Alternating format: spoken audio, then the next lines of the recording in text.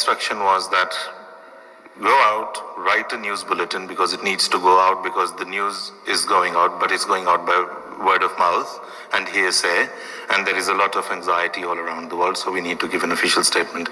Go out, write a bulletin, then come back. And then I go out, write a bulletin, whatever I could do at that moment. I do make a couple of calls and to get an update, the latest update, so that I can report it back to Hazoor and put it in the bulletin too. So I do that, and the last line of the bulletin that I was able to draft said, according to the London Fire Brigade, the fire is now under control. So I take it in. And Hazoor says, have you confirmed it? Did you get an update? I said, yes. Kisse li thi? Who have you asked? I said, such and such and such. And then he names another person and says, call him. So I take out my phone and I call him. And while it's ringing, he said, mujhe de do. And I don't know if you can imagine how nervous I was, because you know how the bars of signals disappear when you need them the most. You can be at a spot where you've had 5 bars, but when you most need them, you'll find one little one dwindling there, waiting to go off. So I was fortunate that the signals didn't drop, and there was just one thing that Hazoor wanted to confirm, I think, and he did. And then he looked at the report, and the one change that he made, he read it all, and then the last one where it said, according to the London Fire Brigade, the fire is now under control. Hazoor added just 3 words, where it said, according to the London Fire Brigade, the fire is now, Allah ke fazl se, by the grace of Allah, under control. कहते इन्होंने क्या करना था? और कौन है जो आग को रोक सकता है फैलने से? तो अल्लाह का फजल हुआ है. So there's no mention of, he knew how much damage had happened. He knew that we'd lost the MTA video archive.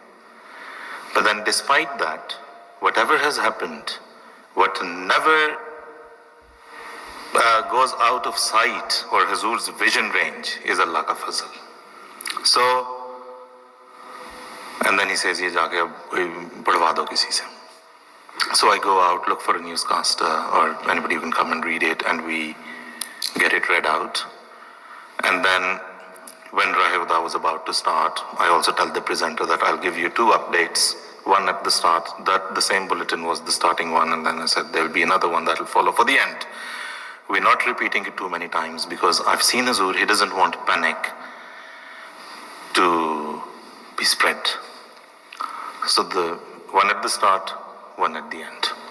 And that is what happens. While we're doing Rahe Huda upstairs and while I'm in the control room, because I've never seen the lines so busy, chock-a-block.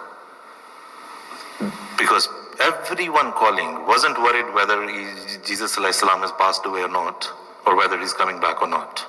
All they wanted to know was whether Bethel Futooh is okay, whether everything is all right, and the scale.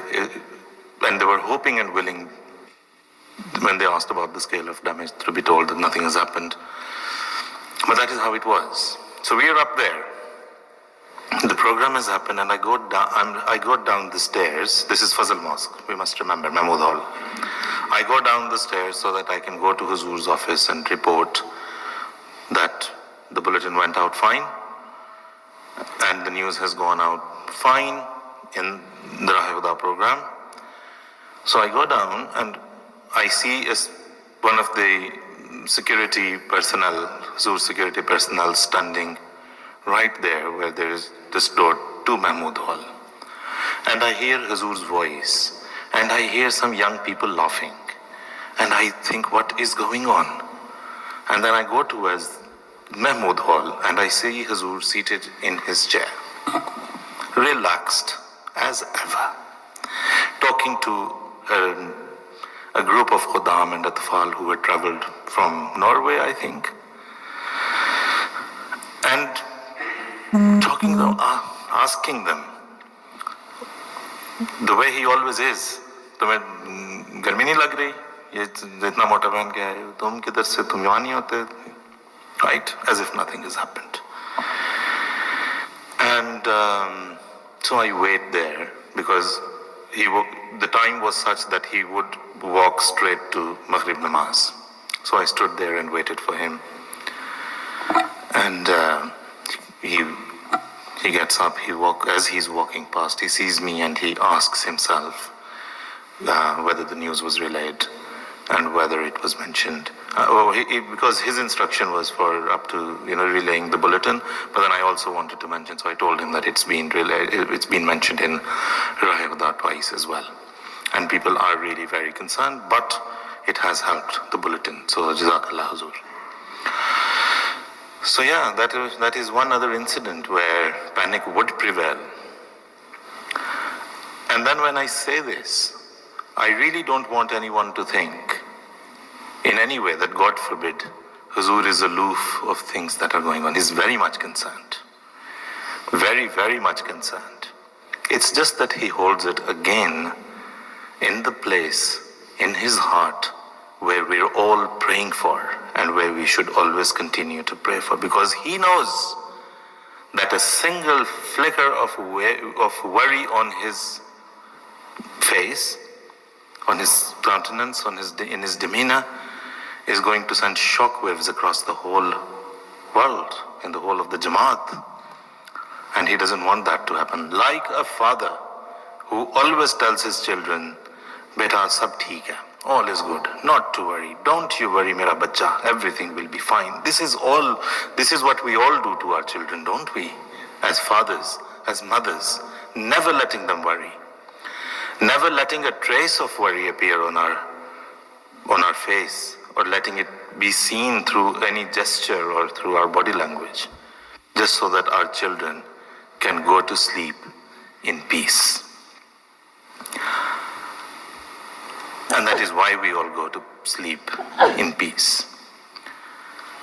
And I can tell you, and anything that I say here is personal experience and a testimony based on personal experience. And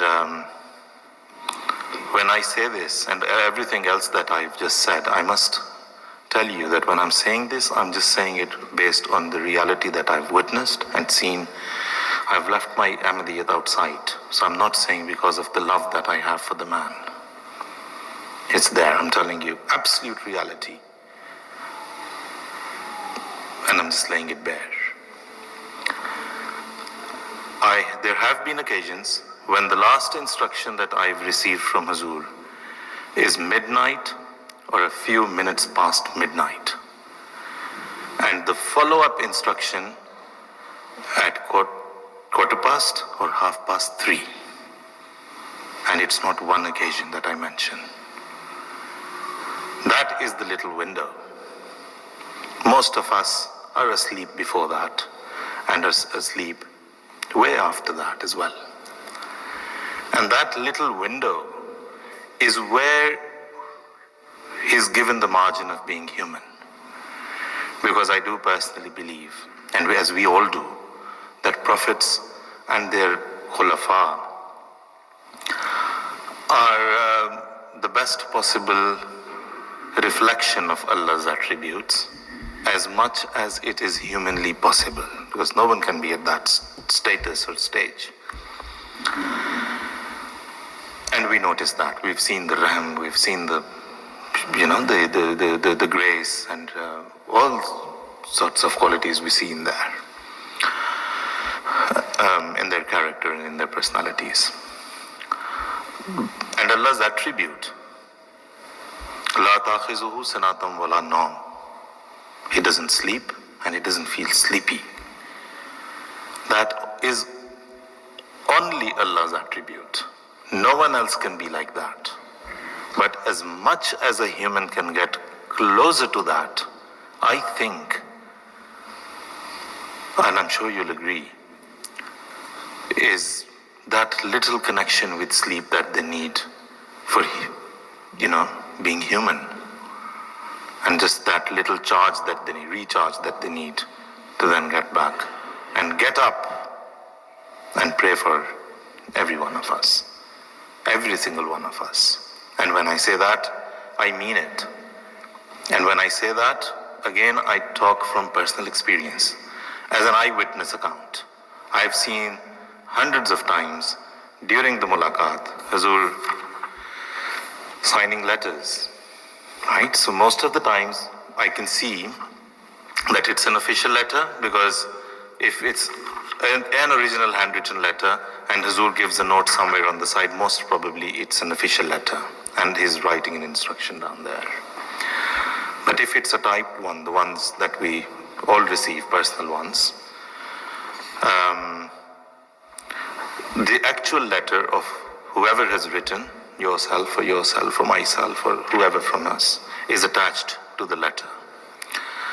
On many occasions, every other one of them, he turns it, looks at the original one, reads it thoroughly, carefully, and at that moment, I've now learned to stay quiet, because in the early days, I would continue talking, thinking that, I shouldn't waste Hazoor's time and I should just, say whatever I have, seek instruction and leave.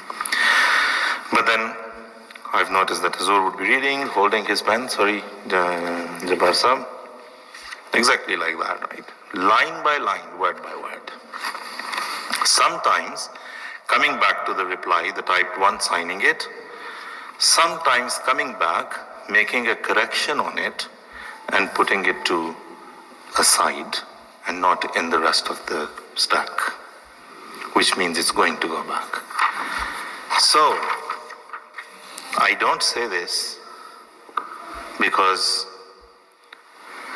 I have a claim of being very close, or if you're thinking that this guy goes and gets to see Hazoor and is maybe closer. Anybody in this wide world, if they come to you and tell you, I'm closer to Hazoor than you, I want to tell you, they're lying. There's nothing like that. Anyone who writes to Hazoor is as close to Hazoor as somebody who maybe gets to see him every day, as long as that connection is there.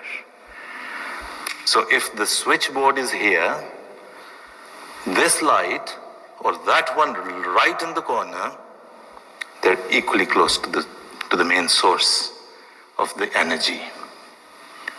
This one cannot boast being closer than that one. It's that connection. It's that electrified connection that you can have sitting here in Brampton, just as one could have living maybe right in the vicinity of Islamabad. You might actually have a better one. We never know. Because I've mentioned on many occasions, and I like to mention it again and again. Amir Sahib, sorry, I know you've listened to this probably before, so excuse me for the repetition, but I do want to say it. That a certain matter was written to Hazrat Amir al-Mu'mineen from Canada. I received an instruction from Hazoor saying somebody from Canada, such and such, whoever the letter was, so it got marked to me. Sorry, I go back for mulaqat and Hazoor says, wo Canada se jo khat aaya tha, uske upar kya kiya? And I seek guidance and I go back, and the next time I go, phir wo Canada wala jo hai, us pe kuch ho raha hai. Thrice.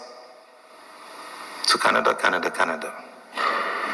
In a row, 3 consecutive weeks. This is just one particular incident that I'm referring to. So how can one living in Canada think that, I live across the Atlantic, there's a whole ocean lying between us? There's nothing like that. So yeah, that is how it is. It's just wonderful, no panic. I mean, this is what I mentioned at the start. There is a lot in it for us to learn. Do we panic? We panic on little things, don't we? Excuse me.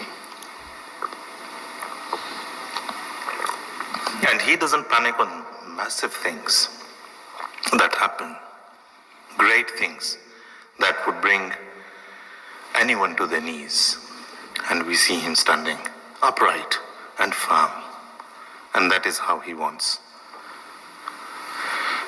us, his soldiers, to stand behind him. Isn't that what every commander wants to know and feel? That the army behind him is steadfast. And it's not an army of weak people. And it's not an army of soldiers who get worried on little things. And that is what he wants to inculcate in us. He gives us the news of the procedure, his heart procedure, after it has happened.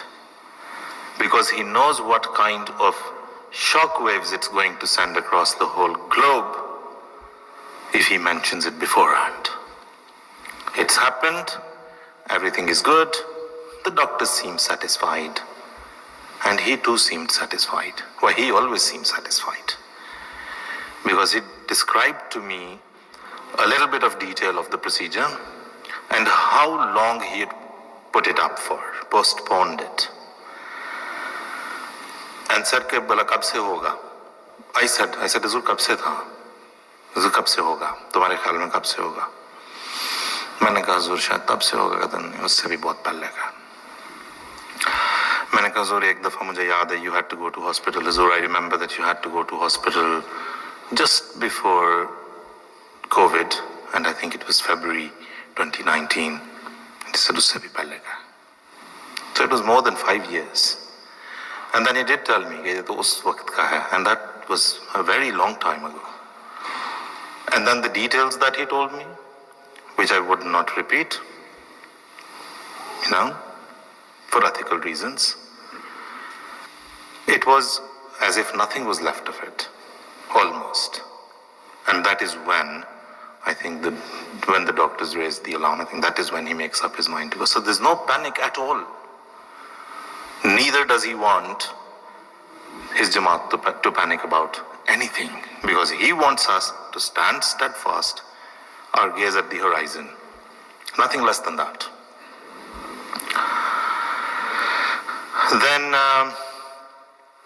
another occasion, 2010, May the 28th, when the two tragic events of Lahore mosques happened.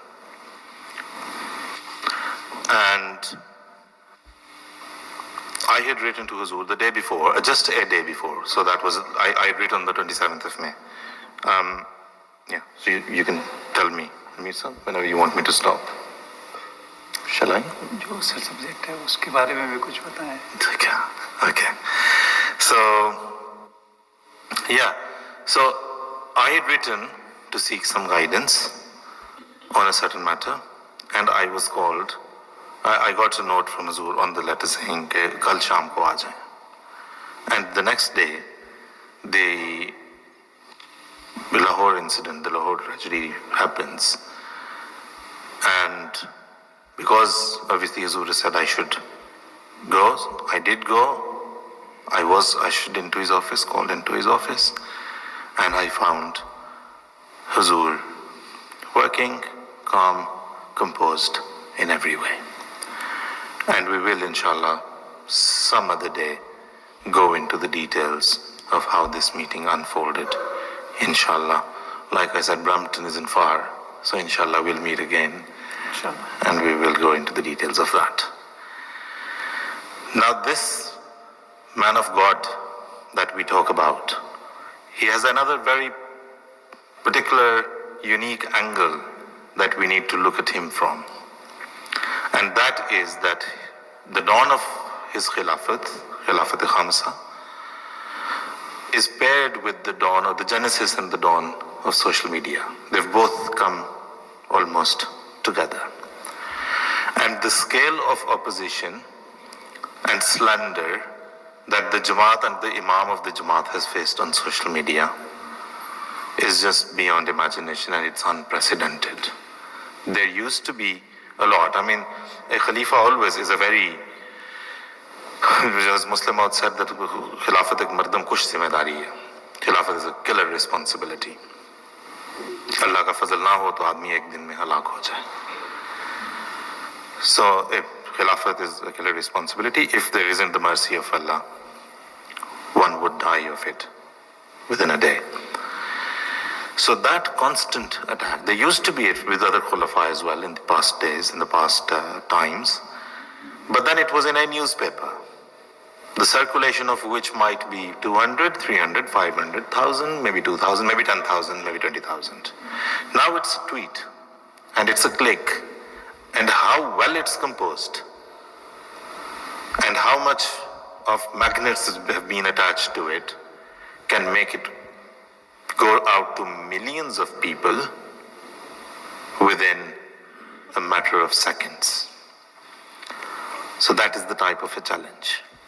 Everything that's said in opposition of the Jamaat and in, obviously, against the holy founder of the Jamaat, alayhi salam, and against Hazrat Khalifatul Masih, is just spreading at a unprecedented speed.